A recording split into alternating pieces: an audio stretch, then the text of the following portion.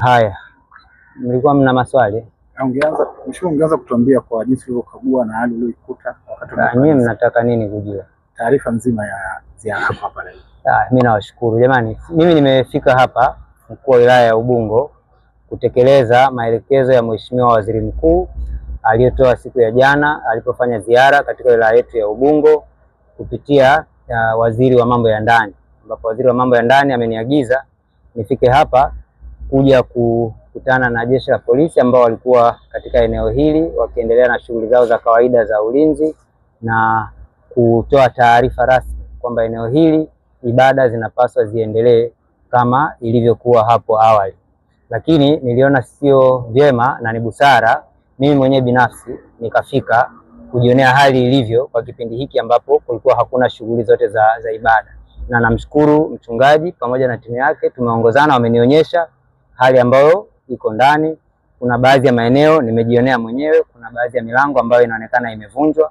Kwa najua na nataka ili niliweke vizuri ili lisitoe nafasi ya kuleta misuguano, kwamba sasa nimwagize baba mchungaji hapa pamoja na timu yake kwa taratibu kabisa, wao wakae wapitie eneo lao lote waangalie, kwa sababu kwa maelezo ambayo alinipa awali na hata mara ya kwanza tulipokutana, wakati wanatoka katika eneo hili hakukuwa na makabidhiano. Kwa hata leo ndio maana unaona hakuna anayetumia neno makabidhiano, si ndivyo? Kwa sababu maelekezo ni kuruhusu shughuli za ibada ziendelee hapa.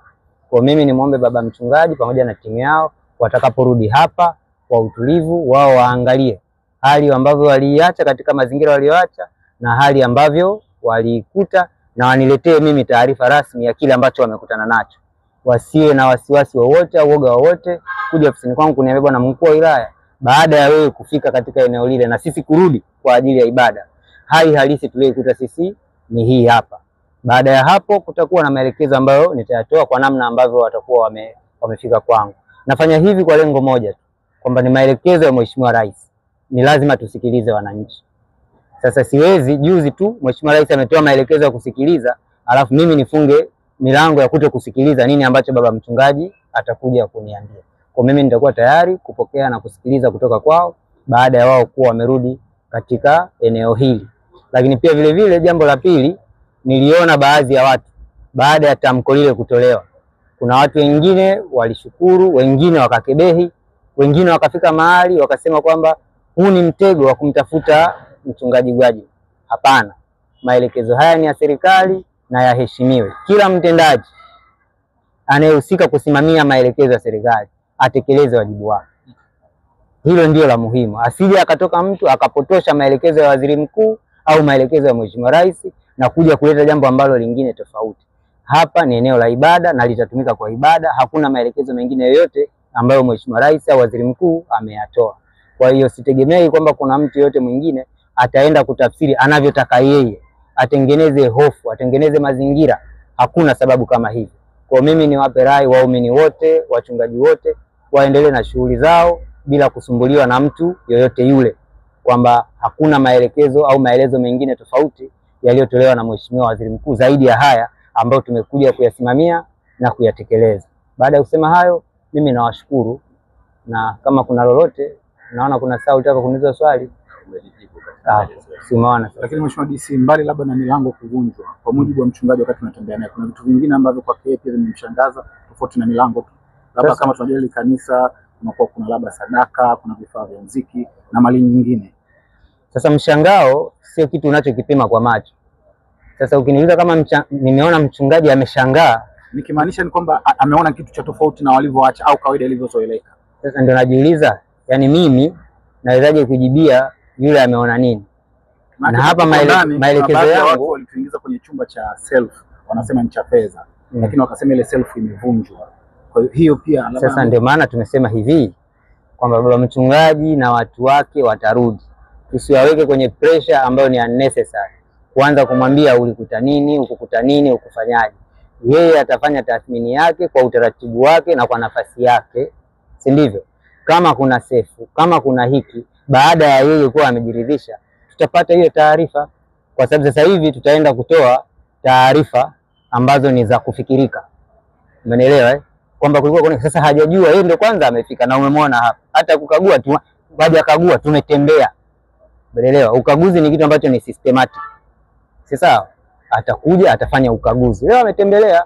Kwa hiyo hata kumsemea mimi kwamba ameona nini, hajaona nini, kuna vitu vingine inawezekana yeye akaona vipo lakini havipo, au havipo lakini vipo. Kwa hiyo yeye atafanya hiyo kazi kwa nafasi yake, kwa utaratibu wake, atapata kile ambacho atakuwa amekutana nacho, na ofisi ya mkuu wa wilaya iko wazi kushirikiana nao kuhakikisha kwamba jambo hili tunaenda nalo vizuri na haliwi chanzo cha changamoto nyingine yoyote. Na nitoe rai kwamba hicho ndicho ambacho nimekitoa kama maelezo yangu au maelekezo ambayo nimeyatoa. Kwa tubaki kwenye kwamba ibada itaendelea hapa. Kama kuna tathmini itakayofanyika, kama kuna jambo ambalo watalifanya wao kama kanisa, hilo liko ndani ya uwezo wao na wenyewe watajua cha kufanya. Maelekezo ya Mheshimiwa Waziri Mkuu ni maboresho pia ya kanuni za taasisi za dini. Na maelekezo tofauti ya kanuni ambayo mmewapatia ya maboresho kulinganisha na yale ya awali, na wataendelea kutumia kanuni zao. Maelekezo ya Mheshimiwa Waziri Mkuu ni kwamba ikaangaliwe kanuni za usajili wa mashirika yasiyo ya kiserikali na taasisi za dini, kwamba endapo itatokea changamoto inatokea kwa namna yoyote inayomhusu mtu mmoja, kanisa au dhehebu lolote lisiadhibiwe kwa sababu ya mtu mmoja. Yalikuwa ndio maelekezo ya jumla, lakini kama tunavyofahamu, kanuni, sheria na taratibu huwa zinabadilishwa kwa utaratibu maalum. Kilichopo hapa ni kwamba kanuni zile zile, sheria zile zile, taratibu zile zile zilizopo kwa mujibu wa sheria ndizo zinazoendelea kutumika. Kwa kama kanisa lenyewe litaendelea kufanya shughuli zake kwa mujibu wa sheria na taratibu zilizopo, kama kutakuwa na mabadiliko ya kanuni au ya sheria, yatafuata utaratibu wa kisheria. So far mimi ninavyojua, bado hakuna mabadiliko yoyote ya kanuni au ya sheria ya usimamizi wa makanisa au mashirika yasiyo ya kiserikali yamebadilika kati ya leo na jana toka tumepokea maelekezo yale.